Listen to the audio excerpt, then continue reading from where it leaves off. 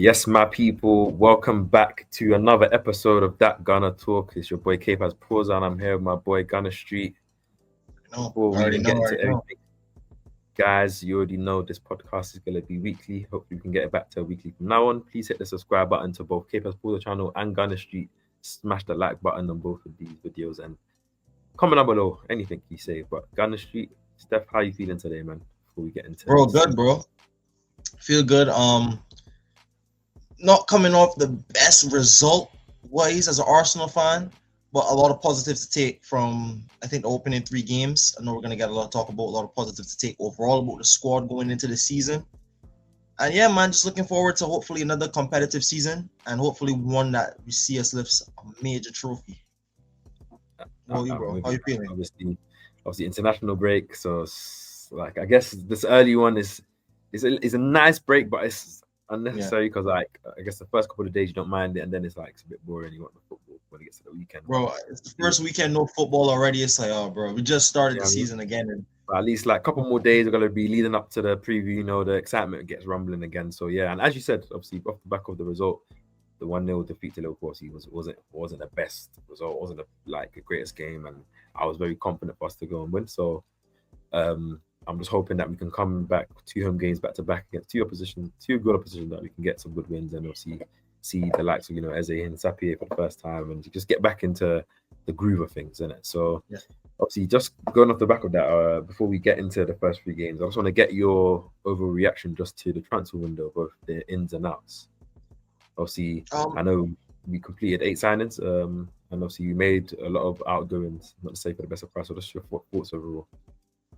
um, I saw your video on it, honestly, and I'll come on and say that I agree with a lot of what you said personally. I say I'll probably give the transfer window about an 8, just because I wouldn't give it a 10 because I just would like one more final piece to the final third, especially seeing how many injuries we suffered in the final third. But I think that's being a bit not unrealistic, but it's already unrealistic in the fact that I didn't even expect us to have 8 signings, let alone expect us to make 10. I just think that might have been a bit pushing it for the club, but I think this was definitely unprecedented window.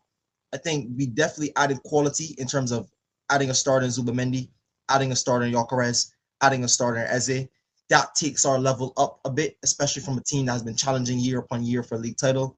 And then you look at the bench, we know have Saka back up in Madueke, who scored in the England game, who's been looking brilliant for Arsenal so far. Then you look at the other players. Mosquera came in, and you talked about it, pound for pound, one of the best signings. I think off the bench against Liverpool, he was absolutely outstanding. First real minutes I've sat and really watched him, being able to really see of him, absolute quality. And I think in that game we missed Saliba at all in terms of composure on the ball. It was brilliant. Ekitike was getting nothing, and for people that watch Liverpool and watch Ekitike this season, he's been on absolute fire. So it's not like Ekitike bad form; he's on form. Mosquera just played that well, and that's the standard. So I think Mosquera has been brilliant, and Hinsapia and all the others that are coming into the squad. I can't wait to see them, and I just think that bodes well for us going forward, KP. I want to turn the question back on you, but I want to ask you a different question in relation to the squad. Do you think this is the peak Arsenal squad under Mikel Arteta? Do you think this squad has peaked overall? Because for me, I think we have a striker. I think with Jesus and Havertz coming back, we have different options in the front line as strikers. You have Saka, you have Madueke when fit. You have Eze, who's a technical touchline winger, who can play as a touchline winger, sorry. And then you have Martinelli off the bench, who could run in behind Madueke. You could also use as running in behind. You have a solid midfield. And when you add terms about the different options and different utilities we can provide to get us through a game, and the defense and goalkeeper, I don't think anything needs to be said more about those because we have the best in the league. So do you think personally, KP, that this squad has peaked under this manager? What are your thoughts on that? When you say peak, do you mean um I mean, as of no, because obviously this is the best, like this is like, do you mean like the squad, like the roster, the options we have is like the best that we've yeah, had? Is that what the you mean? best we've Okay, ever had under this manager. if that's what you mean, then I think, yeah, I think personally this is the best Arsenal squad I've seen in my supporting life. That, like, I wasn't a kid, and I, like, obviously the Invincible squad was amazing, but I was young, and two, Yeah. I don't know if, like, in every position, like, there was that level of quality. Obviously there was players that played and played a part and was played well, but like I could argue, not like the depth that we have, the quality, when everyone is fit as well, is insane. And I think this is the best Arsenal squad Arteta's had. This is the best Arsenal squad that we've had in a long, long time. Like where we don't have no clear weakness in any position, and even in their understudy, maybe you could argue between the biggest drop off is between Norgard and Zubimendi. But Norgard is Premier League proven. He's a reliable guy. He's a captain. He's a leader. A reliable, and for the role that he'll play, like where Zubimendi's fit should be playing most games, I think that he'll do his thing. Like Kepa is an upgrade on Neto from last season. Madueke an upgrade on Sterling. I feel like our sixes obviously they've changed, and we could argue whether they're better or worse, but I think they will help us move forward and better to how we want to play. I think adding Eze now, that's an upgrade on Madueke, on Martinelli Trossard, even though they're still in the squad, and adding Gokares obviously in terms of his goal scoring prowess and the hunger and intent to want to play. That's the first goal scoring now that we've had since like a long time, and we still have those other options in Jesus and Havertz that can do what we need to do, which is just obviously as I go off the back of that, it's like why I'm not so harsh on players anymore in terms of what they can't do, because like only the best of best players can do everything. Like some players are just special at doing certain things and others aren't, and some players have limitations in physicality and others don't. And it's just one of those, like we've got a squad now with so many different profiles that Mikel can use, which is why I feel like for me the no excuse thing, as long as injuries aren't a thing, I think is more on a basis of I feel like now he has a squad that he can trust. Per game, there's different options and type of players he can use if he wants to exploit a different type of weakness or certain thing in the game. Different type of strikers for different type of. I'm saying like there's a horses for courses thing, which now I think is a good thing for him. And in terms of there shouldn't be players getting burnt out, which is obviously sad. Obviously, as we include the injuries, like we've got Saka injury, Havertz injury, Saliba came off with that ankle injury. We haven't seen any news of whether he's going to be out for a long time. So I'm hoping that it's not, but he's there. And you still got Ben White, who's in and out. And Norgard, who hasn't even played any minutes in the Premier League since pre-season. So like we've suffered injuries already, and it's not ideal. And obviously players in their position have stepped up, albeit we did lose the last game. But I feel like the first two performances were good. We did 1 goal this season, so the defense is still strong. And we still got players like we haven't really seen Eze in the team yet, and Tapi as well, still an option. And like I'm excited. Like I think the team, as I said, like Liverpool have done their thing in the Champions League. They got the sack. They've got a good attack, probably with maybe one of the if not the best attack in the league. Like Tottenham have done business. Teams have done business, but I still feel like we've done enough for us. Like all the things I would have wanted, I've got. So like now it's just about the manager putting the performances together. I feel like the team's ethos, the defensive shape, the defensive commitment is always going to be there. The hard to beat is always going to be there. Now it's just getting ourselves playing faster, getting ourselves playing more unpredictable, taking more risk in the way we play and in central areas. And I think that will just balance out the whole game and make us a very, very fearful option. Like the way those City teams used to be, where you just can't really attack them, you can't really defend them. You just have to say how much are you willing to not concede, essentially, like, or willing to concede, I should say. So I'm not saying we're there yet, but I feel like this team has the opportunity to get there because of everything. Where you can't really highlight a weakness. Maybe you can say, "Oh, Eze isn't a natural left winger," or "Oh, Saka has an injury," or you can say injuries, or you can say Eze, but you're not saying Eze is a bad player. Like Eze plays naturally off the left-hand side for his team for the last couple of years. So obviously, ideally, yeah, he's a 10, and I would love him in those central areas. But like he can still drift off there. So I'm confident we have the team to win the league, and I'm confident we also have a team that can compete in the other domestic trophies properly as well.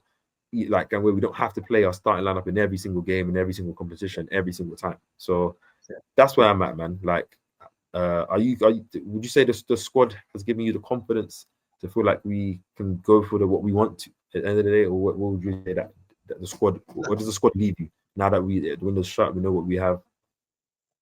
Absolutely, I'm very confident with the squad we've assembled. The only thing I'm not confident about is when I've been mentioning it all summer, bro, is that these injury relapses are gonna do us damage. We have so many. I said it even before. Havertz got injured, Norgard got injured. But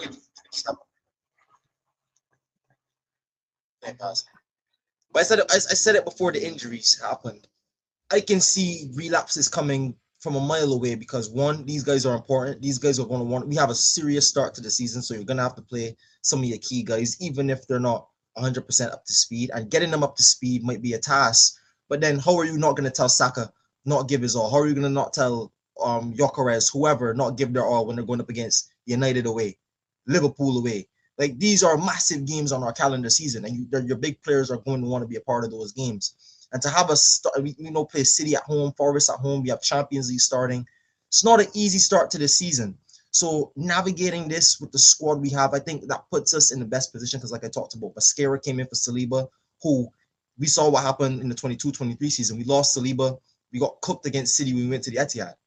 I'm not really fearful of that this season. And we're still going up against City, but yes, at home, but still, I'm still confident that we can do that. I was confident going into the Liverpool game, even when Saliba came off. I was still confident we could win the game. Same. I'm looking at Saka. I don't know when Saka's coming back. We still don't have a clear timeline. We say a few weeks, but that could mean anything. And then we have Madueke, who I thought against Liverpool was our best attacking outlet. I don't mind him coming in. So as an overall squad, they give me confidence. It just can't be that our second string guys are not picking up the injuries on top of our first string guys, because we were seeing some of that last season. So which is why like period. Which is why I like the fact like now I think in every position in the attacking area we have 3 guys in each position. Eze, Trossard, and Martinelli on the left, Gyökeres, Havertz, Jesus, and then Saka, Madueke, Diamond. And which is why like now obviously it will be hard if Madueke picks up an injury and we have to now rely on Diamond. Obviously I'm pretty sure Wanyeri will have probably some say in playing on the right hand side as well. But it's like there's options now. We're not having to shift the CDM or not CDM, a number 8 into strike, or another player right wing, or play a CDM right back because we have no right backs and stuff. We seem to have kind of covered that with players that can play multiple positions. Like we've seen Mascara being used right back sometimes as well. That leaves them as an option there. We've got 3 left backs now. We've got 3 left centre backs. We've got potentially 3 right centre backs. We put White or Timber there as well behind Mascara and Saliba. You got 3 6s with Rice and Zubamendi and Norgard. You got 8s all over the park, 10s all over the park, strikers all over the park, wingers all over the park. This is what we need now, which is why, like, even in the earlier season, they still won a game until I think, well, obviously Champions League starts. Was it next week? Was it next week or the week after? I think 16th. Yeah, I think right after Forest. I think we go straight. 10 days time. I think we have. So after the Forest game, the week after. So I think already we're gonna have the 3 games a week now. So we're going to see more minutes with Darnham and all these guys. I think Mikel in the early stages, luckily we're not facing any of the big Champions League teams like Bayern Munich and those Atletico Madrid, those games that we would have had early. So we can kind of rotate our squad, in my opinion. Like there should be enough minutes for everyone to kind of play. Like Gyökeres play strike, you either use a Trossard or a Martinelli there. And then whoever doesn't play strike, you use them left wing and you just kind of use it like that. And if you have the players on the bench to bring on, if it can't be that case. But yeah, just off the back of obviously the transfer window and obviously clearly we're both still confident to still reach our goal. We both, I'm sure you want us to win the league and expect us. I'm predicting us to win the league, and I am as well, and other trophies as well. Do you like off the back of the 3 games? Obviously, 6 points out of 9. Obviously, Liverpool was a whoever won that game was going to go into international break. Top Liverpool have.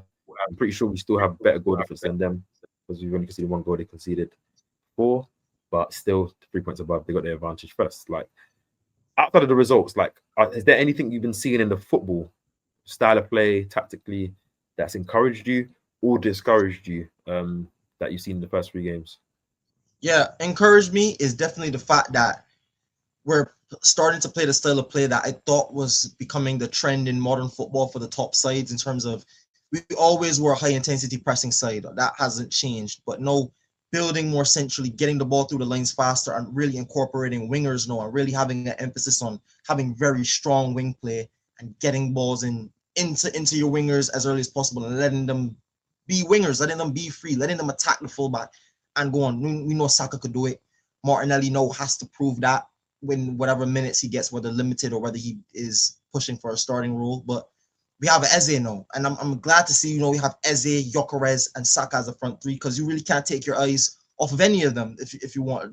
Do it at your peril. You're going to cost yourself one way or other. You have Eze cutting in, or Saka cutting in, or balls into the box to Gyökeres. But it's really specifically Gyökeres. It's a bit of optimism, but a bit of concern, and it's like it's a bit of a double-edged sword, because we haven't really figured it out how it'll really work and play with Gyökeres yet. And obviously that takes time. That takes building it. Everybody's not playing with the guy who has a very specific play style compared to what we played for 2-3 seasons consistently.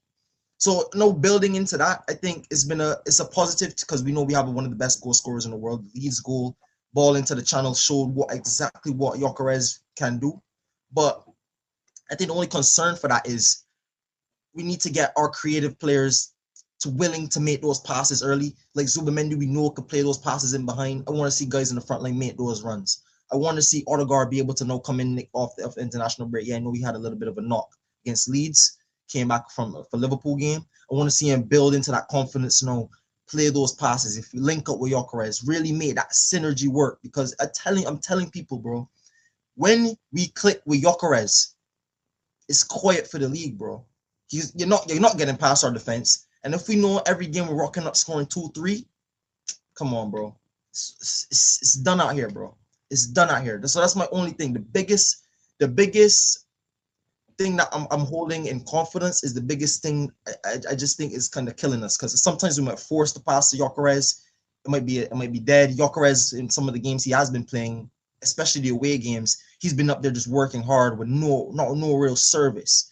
So learning how to do that in these away games that we become so synonymous for being very solid for is going to be kind of like the balancing act for me. But I say, yeah, bro, just working Gyökeres and getting him unlocked is a positive and the thing that kind of concerns me. And also, before I let I'll back off to you, I think next concern for me is giving up chances on the counter, because playing this style of football obviously brings its pros and cons. You're going to concede some chances. We see Liverpool do it, Barcelona do it with the high line, PSG do it as well. You can get at these teams. I think we have a bit more onus to do that because I think we do have a better defense overall than some of those teams. But it's the Premier League still, and we saw even last season, like Fulham game is one example. One chance, bang, even though we dominated them for the first half. Other games where we've been dominating the team, can't get the goal, and then bang, one chance, they score on us. So improving on that aspect from last season, I think is also another thing I would like to see this team do. But other than that, man, squad-wise and football-wise, I'm very, very confident going into the season. Before I even answer the question, I'll go off the back of what you said, the two things. So I feel like we have less chance to get, not less chance to get countered. I think that's the wrong thing to say. I think we're very much fit more for the counters. Like when you think about like a player like Mascara, physically very quick, can cover ground, insanely quick, strong in the air, it's tall, similar to Saliba, similar to Gabriel, Hinsapie now, similar type of player. I think when I've seen an interview that he said that he likes to play centre back more than left back, but I'm pretty sure he'll play left back for us. But who knows? We'll see. Can cover ground, Calafiori can cover ground, and it's like, okay, we're getting more players that can play in that 1v1 type of scenario. Like Kivio, I feel like, as you mentioned, that Fulham game was a player that got caught out in that game in behind Yao Jimenez. I'm not saying he's the only one. Similar in that Liverpool game when Liverpool scored the equaliser, it was Kivio's side as well where he got caught out. Like, I'm not blaming him. I'm saying that wasn't his biggest strength. He was an excellent ball playing centre back and I think a box defender. I think sometimes just the big spaces used to affect him a lot, especially in the Premier League where you have a lot of physical strikers, fast guys. So I think we've kind of addressed that. And I think of the Gyökeres thing as well, I think is what you're saying. I think Gyökeres has to adapt to us. I think obviously there's going to be some games like your Old Traffords, like your Anfields, where obviously, yeah, like, okay, cool. If you have Jesus and Havertz fit, you have an option to play those guys. They're probably more suited to those type of games where the game's more won in the midfield and loss is not like a big space game because there's good defenders. Like even if Liverpool they're supposed to exploit, you had Konate on one of his best performances. Van Dijk is still a great player. Do you know what I mean? But like at the same time, I need Arsenal to be more willing to try and like play the ball. There's runs into the channel, there's space in behind. Sometimes hit a nice pass, hit it high, and let him run into it and see what happens. Like these players, but it's both things. Like I was watching a Liverpool game, Martinelli, Gyökeres, they got to be willing to make those runs when the players are on the ball. Give them something to play, and when you make that run and they don't play, go to them and say, "Fam, I'm making a run. The space is there. Play me." And do you know what I mean? It's got to be one of those. And if that's or the even way the first run can open up the second run, and that's something I've seen in the Liverpool game too. I wish Gyökeres is so adamant on making his run. Like, make your run and make space for Martinelli to come inside and shoot. If you're running the channel, Martinelli take on the onus to come inside and shoot. And it's going to take time for that for the team to adapt to that. So it's like, yeah, I can be a bit more understanding. I think, obviously, to go back to the original question, I think I'm very willing and encouraged by the team, their willingness to want to play faster, to spray the ball out wide to the wingers early for 1v1s when they can, to try and play in transition against United. How many times we had transitional opportunities that didn't work? Absolutely. Leeds, there was the same thing. We had a couple goals. and chances from that. We saw it in preseason as well. We've seen it. Even the Liverpool game, there was a couple of moments, especially it's just about now players you can tell this is our team that doesn't know how to transition because the players either don't make the right runs or the weight of passes always over unhit or the wrong decisions made where you've gone the wrong way, so you should have gone that way and then you come back. You know, stuff like that. And that will come with time when you're in those scenarios way more and more and more. You're more used to it. And having players that are used to playing in transition, your Madueke's, your Eze's, your Gokares's now enable that. But I think it's just going to take a bit of time. But obviously, we need it to kind of happen as well as playing well. But I think adding Eze to the starting lineup, a guy that has better decision making on the ball, passing, that helps a player like Gokares when he's making his runs and stuff. Naturally, and Eze goes the thing, inside. the thing about it is, it's not that if we don't figure this out, we won't win football matches. We still can win games in so many different ways, and which is why I give this manager so much credit. If we're not playing good against a low block team, we win the game by a corner. We win the game by a free kick. No, with Eze, we have a free kick specialist. No, we didn't have that in the squad for years until Rice scored 2 magical free kicks against Madrid. No, you're looking at a squad that could win games in different styles of way. You could win it by free kick. You could win it by a corner. You could win it in the transition. You could win it by playing silky football against a low block, potentially, if you get the right profiles on the pitch. We could win the game in so many different ways. So I'm saying even when we add that transition now, where teams are going to be more susceptible to opening up and giving our killers space, I'm saying if we unlock that part of our game, we've mastered so many other forms of our game. I think that's probably one of the last couple of pieces we need to add before we're, like I said this squad is peaked. I think this squad is just shy of reaching like max levels in terms of obviously you add 1 or 2 quality guys in obviously positions. Just need to function like a well-oiled machine. And obviously, because we've added 8 new signings, you have to kind of consider that the club is within a transitional type of period when you're adding a lot of players both to depth and starting lineup. Like you have to consider that, even though we have a strong base, which is I don't like this whole narrative of teams and players saying, "Oh, Arsenal have been together for years." Like you've all been together for years. None of you guys are old teams. Like let's not do that. But neither here nor there.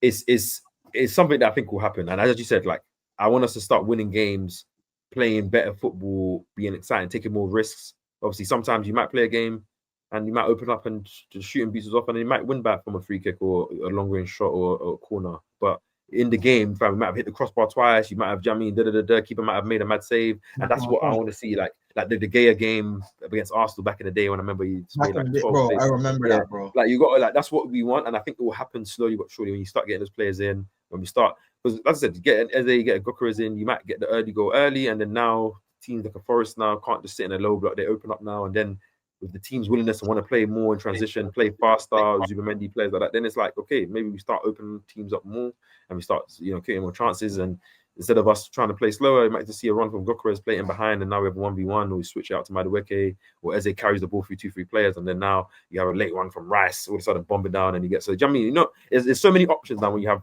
different options. It's just about us seeing it, and we haven't seen it yet, so it's hard for us to see it. And obviously, but one thing we have to caveat is that we've had 1 home game, we faced 2 good teams. Obviously, United game where it was tough, they were up for it.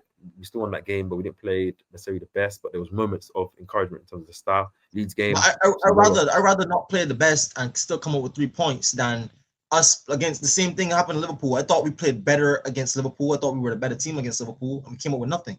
So that just shows fans exactly where you want to be. If you want to sit and criticize the performance, or do you want to sit and criticize? That's why I'm like, end of the day, like obviously in the big games, our record in big games has been well. But this is our first defeat in a long time. So very long, almost 3 years. Like it came from us trying to nullify them and go in a moment. Like obviously you have to realize Liverpool are a good team, and it's like you have to take it. I just think like moving into the next 3 games, for example, which is obviously Forest at home, City at home, and obviously Newcastle away.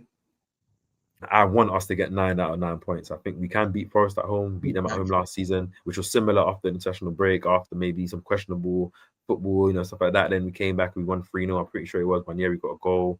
Jorginho played in that game. I remember that game. I went to that game actually. And then we have City at home, which obviously physically it seems like they're struggling to compete with teams that are going physical with them. Obviously, we're going to be at home. There's going to be more emphasis for us to play football and take the game to them and our home crowd for a big game. And I'm pretty sure we will. You're going to be at that game, of course, bro. And seeing that live, we didn't know. And like, I expect us to win that game. St. James Park is the tough one. Obviously, they got new signings, got new revived.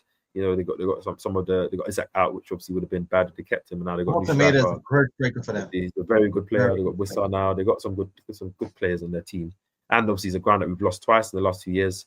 You know, Newcastle are a nasty kind of team, and I think we need to go there and win. Like Anfield was one of the grounds I wanted us to get a win at, and obviously we lost 3 points. But if we're looking at the difference from last season, we drew there last season, so we've really lost 1 point there. But Newcastle was another opportunity for us to do better than what we did last season by getting 3 points there rather than losing, not getting any points. And I think we need to try and do that because we can.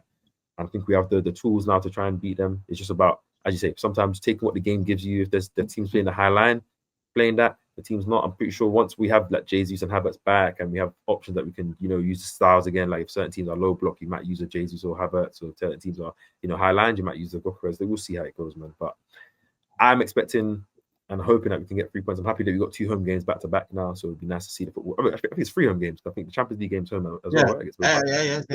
So 3 home games back to back to back. Obviously, so nice for us to be watching us play at home, and obviously we're taking out that energy in the crowd.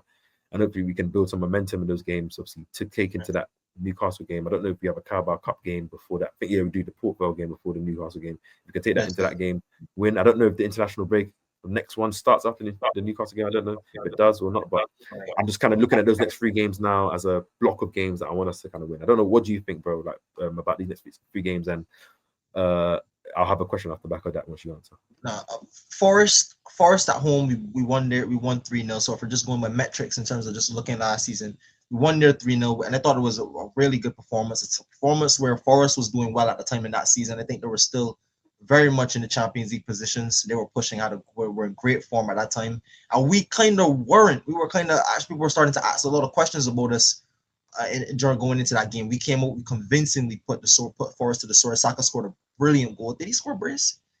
I don't know if he definitely scored a goal with him and Odegaard linked up. He took it across. Oh, yeah. They took it across. Yeah. I remember that. Waneri might have scored his first Arsenal goal in that game.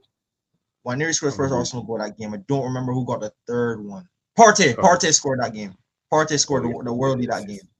Partey scored the worldie that game. So we scored some brilliant goals. We had a good performance against Forest last season at home. City home, same thing last season, 5-1. No one will forget that. And then you're looking at the Champions League, and Newcastle away has been giving us trouble for years. But I also remember we went up there and we had to win, and we won. I remember going up there and pressure was on to win, and we came up with 3 points. And this was a younger team. This is when we had Smith Rowe, Odegaard, we had Saka, I'm talking about young players, 20, 21-year-old players, and we went to them and won. We beat them in preseason. So I think, again, not that just copy and paste the performance. Obviously, football doesn't work like that. They'll obviously look at this, look at how the game went, look at how their season is going, look at how Arsenal are playing through the season, and make adjustments. But I do think one person that I think going into this period I'm sad to see is not Kai Havertz, because I think with Gyökeres, I think the thing about Gyökeres is he thrives off of space and he thrives off of chance creation. Let's be honest, man. He's not the best guy back to goal. He's not the most fluid footballer. He's not the most technical guy. He's very limited in what he can do. And it's hard when you're going to games and that's the only striker option, because we talked about last season. We just had Havertz. But I realized in that Liverpool game, he wasn't really going to Gyökeres' feet and trying to play through him. And when I'm watching like previous games, like when we faced Liverpool last year with Havertz playing there, he's like one of the main focal points of getting us playing and getting the ball down. Against Newcastle, feed it into his feet, laid off to Moreno bottom bins, and dragging Kanate over the pitch, and just grabbing past guys and these are ways. And you know what Jesus can do when he's fit. You know what Jesus can do. So we probably won't have Jesus back fully fit by the Newcastle game. And even then, if it's his first couple of games, I don't even expect him to. I don't think they'll rush him still. Yeah. And then we probably won't have Havertz. So, and then you're looking at Trossard or Martinelli, depending on how you integrate them. If you want to integrate them in those positions, I think you have to play Gyökeres. I think you will play Gyökeres. I think the Bilbao game you could look interesting to kind of look at. In other games, maybe try and I think you can play. Trossard has played there, like seeing how that looks with the team, and playing maybe Martinelli there as well as an option, because you can't play Gyökeres in every game and every 90 minutes in all games as well. You have to. Mikel has to be wary. This is what I'm saying, though. Like guys, we criticize guys like Havertz. We criticize certain guys when they're the main guy, and I'm not saying that Havertz should be the main guy, but I'm saying he we undervalue him so much because he's the starter. We just obviously we want the Gyökeres, we want a guy that scores 30 goals, but It's sometimes the because things people, that Gyökeres if do, Havertz didn't play for Chelsea, like I'm telling you, man, it's I don't know what Chelsea have over Arsenal. Maybe it's the London thing, probably is because yeah, United and probably other teams. It's like, bro, like okay, like of course, like, maybe he's not the most fancy Chelsea player that you all university would want and that, but bro, like you man just cuss anyone because of agenda. If Chelsea said, "Oh, we are like." I'm sad that we don't have. I'm pretty sure you man will be catty over him. So it's like, and people don't really rate stuff like when people undermine things because they don't want to rate it, and I'm like, bro, come on, man. Like, like I will watch Gyökeres, and I'm not. This is not a Gyökeres. I just made a video praising Gyökeres and say he's one of the scariest potential players in his league. So I'm not here to shit on Gyökeres. But this is genuinely how you should grade and evaluate the team and evaluate players. If we're gonna say we're gonna win the league, you still have to be able to look at your weaknesses to grow and get better. And I think missing a player like Havertz to just when I watch Gyökeres against United and Liverpool specifically, he's like a bull cow. He's running, he's working, and sometimes the ball's not coming. And that might be the fault of maybe the manager or maybe other players around him not trusting him. But after 60, 65 minutes, he's cooked. And then now our chance creation depletes. And then what happens to the team? No, you're looking to ask your wingers to do a little bit more, asking guys to do a little bit more. And yes, that's what you have them for, but we should be putting, like you talked about last season, we should be putting chances on the plate for our guys. I want to see guys get tap-ins. I want to see Gyökeres get 1v1s. I want him to get like easy chances where all he has to do is get or set him, pull it back. He just gets a. That's what I'm like now, and I'm pretty sure we will see that. But like, I'm gonna use the next 3 games again. City game, I feel like City are never gonna adopt playing a low block. So I think we'll have 1v1s in spaces. We see how players play. Obviously, against Forest, obviously they'll play a low block, so that would be a very interesting game to see how we can break them down because they're going to play 5 at the back, and you know how it's going to be. And with Newcastle, they're probably going to play 2 attackers and try and make it a more physical game to try and make it one of those games where it's tough. And I feel like we need to move the ball fast. We need to try and get like runs in early and try to put pressure on them, which changes the dynamic. If teams know that's what you're approaching, they maybe either don't give more, that they try and press up higher, which now gives more space for the attackers, or they drop deeper, which now gives you more of the dominance of the ball and more control of the game. So I think that's just what I want to see, and I think we will start to see it. But I think Mikel needs to be wary and just make some changes. And I want to see. I think he will. I want to see whether it's off the start or in the sub, who he subs Gyökeres is off for. Like in terms of in the 9 position, whilst Havertz and Jesus injured, would it be because we expect Eze to start? So would it be a Trossard? Would it be a Martinelli?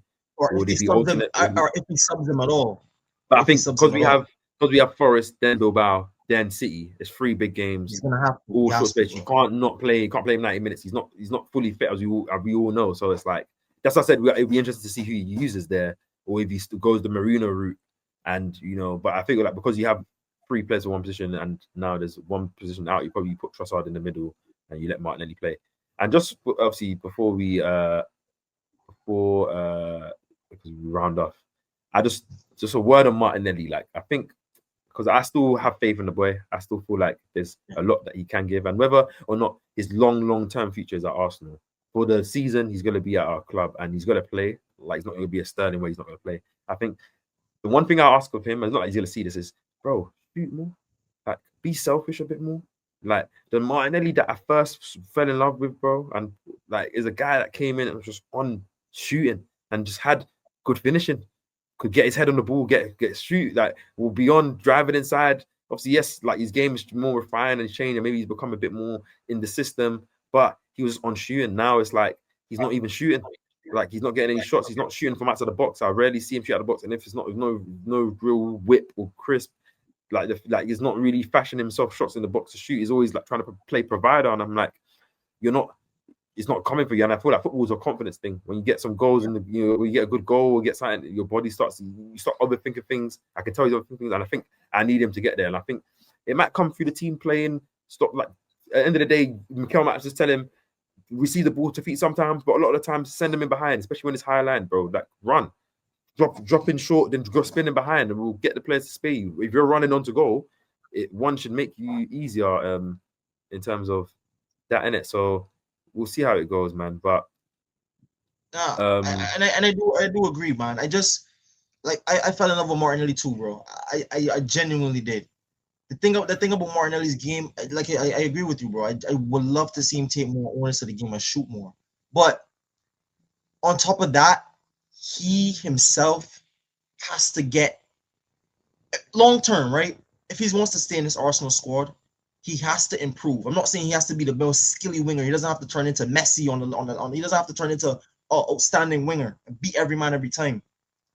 But I need to see you, Martinelli, be able to shake a man once or at least a few times. But the only thing is that we've seen Martinelli at his plump, cooking Trent, cooking guys, like cooking. That's what I'm saying. Like he's a confidence guy. I think when he came in, he's coming in. He's a young guy. Probably he doesn't have any. I'm saying he's coming to a good team. He can play. He's coming in from raw. You know that hunger from Brazil, and then he's playing well. And as he's grown, as he's coming out, there's more expectation, more pressure. You're gonna see all the stuff online. You're gonna see the narrative. I'm pretty sure he's playing with that pressure on his shoulders, like with everyone looking after any bad touch or any bad moment from him, all the groans and moans. Like he's seeing it now. Like before, maybe you're still coming off the high of playing well. Now that 22-23 season is a couple of seasons ago, so it's not that near memory that as it was once, where I was even saying obviously you just need to return that. But I think he just needs to be real with himself. Like quick thought on recapping a little bit of Liverpool game, but on Martinelli, since we're on Martinelli topic, we talked previewing that game about who you would start. I said Eze must start, and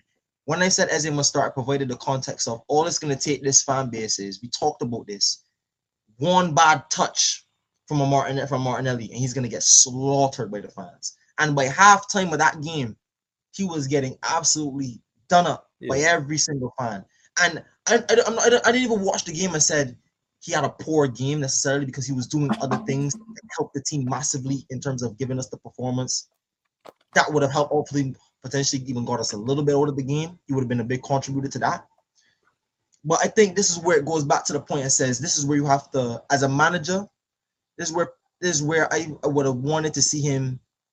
I know Eze might not have been fit, but I would have had put him in the firing line from the start, because that was waiting to happen. Yeah, but at the end of the day, Arsenal fans are going to look the same way the managers in the final line. As soon as Arsenal lose, you see how everyone's cussing out, "Oh, you're not brave," or "You went to Anfield." People are discrediting the performance, and Liverpool had less shots than us in the whole game at their home ground in the big game. But because they won, it's like you're not going to care. And obviously, I wish sometimes we're not going to care, but people don't want to look at things. That's why I'm like, with the Martinelli thing, it's like, as I said, I don't think it was a mistake, because at the end of the day, the game plan where he went to more nullify. You're going to go with your more trusted, hard-working player, guy that you know, and two, a guy that's played well historically against these guys, even in moments where he's not in the best of form. You're going to hopefully expect him to kind of like resurface that, especially get against a Szoboszlai, which I was disappointed by him not taking him on. Even sometimes I don't even mind Martinelli.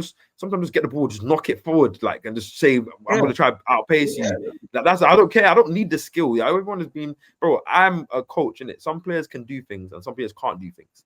Like some players can do things better than others. Like, do you know what I mean? When Martinelli, he's a confidence player, clearly, because he's not like he has elite technical ability and dribbling ability. As I said, he has elite pace. I think he has elite finishing.